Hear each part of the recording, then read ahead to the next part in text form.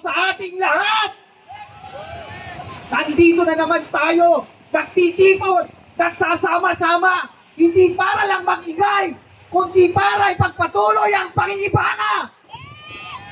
Ito ay patunay lamang na hindi natutulog ang mamamayang uhaw na uhaw sa katotohanan at pananagutan.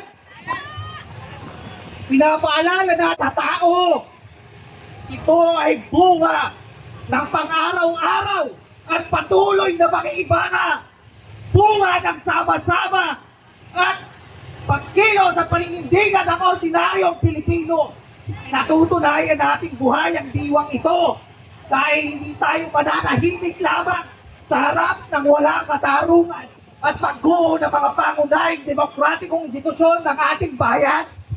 Kaya ang bandayan para sa sosyalistang Pilipinas ay maringing tumututol at lubos na nababahala sa naging desisyon ng ating Korte Suprema sa impeachment case laban kay Sara Duterte, ang ikalawa sa pinakamataas na halal na opisyal ng bayan.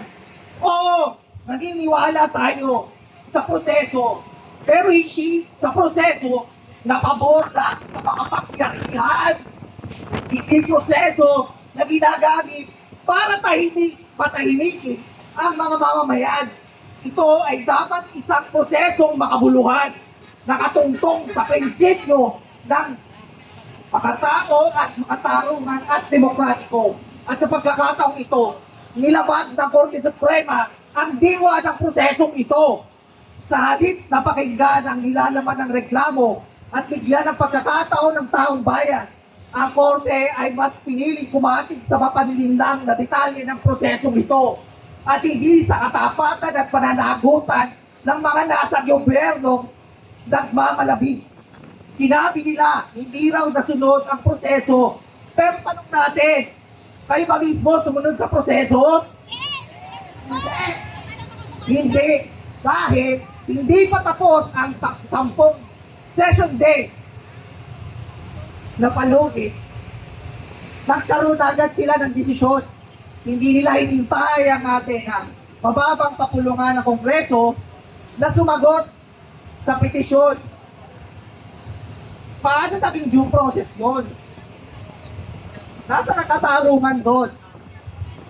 Ito ay hindi lang teknikal na pagkukulang. Ito ay paglabag sa prinsipyo ng demokrasya. Kaya't ngayon, manawagan tayo, manindigan tayo para sa katotohanan, panagutin ang mga nagmamalabis sa kapangyarihan. Sa Senado, ituloy ang paglilitis. Huwag niyong hayaang manatiling walang sagot ang katanungan ng taong bayan. Tama na! Sobra na! Oras na! Hindi sinasara! Ang demokrasya ay hindi tahimik. Ito ay nagtatanong. Ito ay naniningin. Ito ay isang prinsipyong dapat pinahalagahan. Kapag ang hustisya ay nilalaro, tayo ang may kapangyarihang magpasya sa mga taong proseso, sa katarungan at sa kapangyarihan. Mamayan, tayo ang mas dapat magsama-samang lumalaban. Mabuhay ang mamamayang Pilipino. Mabuhay ang demokrasya. Hindi sinasisara. Magandang umaga po sa inyo lahat. Titisin! Defend the Constitution! Mga kasama, paliwanag po, noong nakaraang Biyernes ay naglabas ng desisyon ang Korte Suprema na lalong nagpapahirap saksakin ng pananagutan sa mga matataas na opisyal ng ating gobyerno. Ang nakakalungkot po dito, mukhang mas naiintindihan po ng Korte Suprema ang word na sinasabi pong forthwith. Bakit? Ang bilis sila ng desisyon. Habang ang ating impeachment court sa pangunguna po si Senate President Chis Escudero, hinahanap pa rin anong definition ng forthwith. Kaya para sa ating lahat, importante na ipagpapatuloy po natin ang ating kilos protesta. Maliwanag po, kung yan po yung desisyon po ng Korte Suprema, hindi po natin tatanggapin. Dahil alam po natin, simple lang po ang usapin po nito. Ito po ay usapin ng pananagutan. Bakit pinapahiraman ng Korte Suprema ang proseso ng pananagutan dito sa ating bansa? Kung hinahanap po nila ang iba't ibang issue tungkol sa facts, tungkol kailan ba sinampa yung unang impeachment complaint, yung pangalawang impeachment complaint, yung pangatlong impeachment complaint, sinama ba yan sa order of business? Bakit naman hindi na lang muna napatawag ng oras ang ilang kapangyarihan na nagsabi illegal raw, unconstitutional? Ang sinabi mo ng House of Representatives, Uwi na kayo! hindi naman nila dismiss yung tatlong complaint kasama sa order of business. Anong action yung legal mo? Inarchive lang.